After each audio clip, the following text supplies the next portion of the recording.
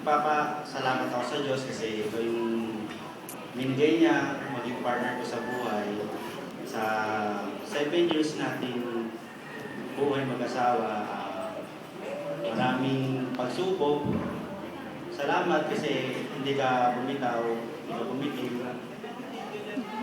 Siguro, pasasabi ko sobrang blessed ko. Sobrang pinagpala ako ni Lord kasi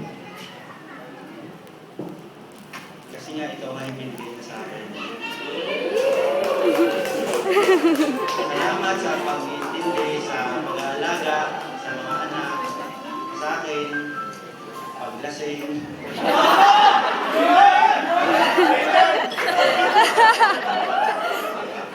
Thank you sa pagbubukas ng pintuan sa madaling araw, pag-lewi ako. Dahil galing ako sa Mary Homes. Yun, siguro, papangako ko sa'yo na mas mamahalin pa kita lalo.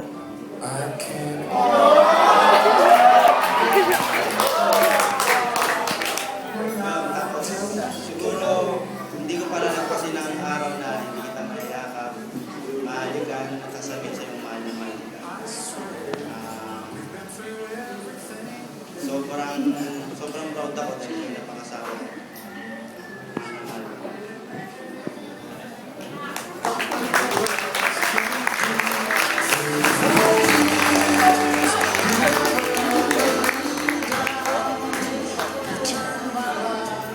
Ito po ay renewal of vows. Bawat kapayagan kailang galing sa puso ng mga mag-asawa. Amen? Ikaw naman, Mark. Han, tumingin ka sa akin ah. Tumingin ka. Alam na, speechless na. Ilang 8 years and 10 months ago, ayan, binilang ko yun. Nakilala kita. At alam mong hindi maganda yung pagkakakilala natin. Pero, hindi ako makapaniwala na yung masamang pagkakakilala ko sa'yo, ito na pala yung kahihinatnan. Blessed din ako na makasama ka. Proud din ako na maging asawa kita. Kung pababalikin sa akin yung mga taon, ikaw pa rin ang pipiliin ko. Promise, hindi nga. Hindi ako nagsisisi na ikaw ang napangasawa ko. Kahit nag-asawa tayo, na bata pa tayo, walang kamuwang-muwang. Oo. Sabi mo kasi taob ka eh. Tiniwala naman ako sa'yo. Yan na. Yan tuloy. At tuloy tayo. Tumingin ka nga. Pero naniniwala ako, yung mga batang yan, hindi ginawa out of luck. Lahat sila nasa plano ng Diyos. May plano bakit sila binigay sa atin. At naniniwala akong binigay sila sa atin para lalo pa tayong mas maging matibay. Ang may papangako ko naman sa'yo, hindi ako susuko.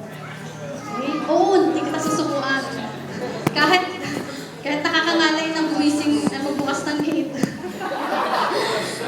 Kasi ito ang totoong meaning ng love, di ba? Love is kind and patient. Love is patient, di ba? So dahil naniniwala kung ikaw ang binigay ng Diyos sa akin, hindi ako papayag na may makasira sa pagsasama natin.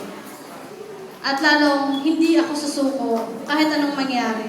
Hindi kita iiwan. Kahit minsan nag-walk out ako pag nag-aaway tayo. Pero uuwi pa rin ako sa bahay para asikasuhin ka. Sa mga susunod pang taon, sabay nating haharapin lahat. Lahat ng taas, lahat ng baba ng buhay. Huwag mo ako iiwan. Sabay nga tayo, di ba? Magkapupunta ng Mary Home, sa akin ka lang. Salamat sa pagmamahal mo. Salamat dahil naramdaman kong maganda ako at sexy ako pagkasama kita.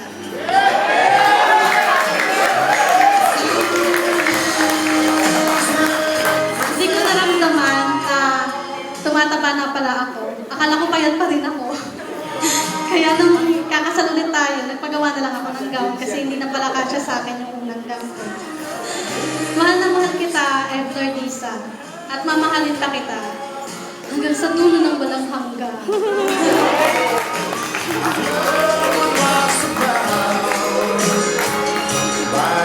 Amen.